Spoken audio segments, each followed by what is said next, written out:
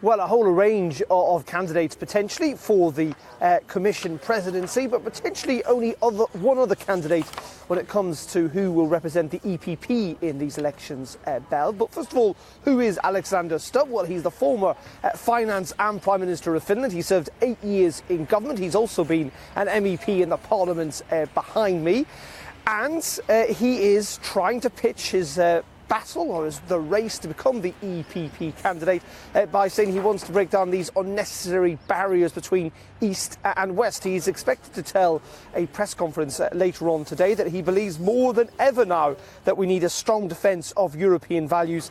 He will go on to say, we're told that our ideological DNA is based on respect for human dignity, freedom, democracy, equality, the rule of law and human rights, and added he wants to rally around our cause for Europe, meaning mitigating the unnecessary divisions between East and West, North and South. Now, those later remarks seem a reference to Manfred Weber. He is, of course, the other candidate in this race, the German who is standing to become the lead candidate. There have been suggestions that he is not being tough enough, for example, on Viktor Orban, the Hungarian Prime Minister. There are also suggestions that Alexander Stubb is trying to somewhat court the support of the French President Emmanuel Macron. Now, as I say, it is likely there'll only to be two candidates for the EPP lead candidate role, because Michel Barnier, the chief Brexit negotiator, has last week ruled himself out. Now, that does not necessarily mean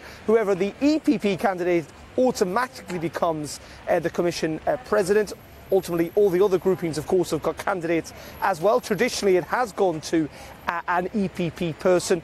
But given the fact we are expecting the rise of populists in next year's election, and that the EPP will not have the number of seats in this parliament that they currently have, that it may be somewhat more of a tougher battle for that political grouping.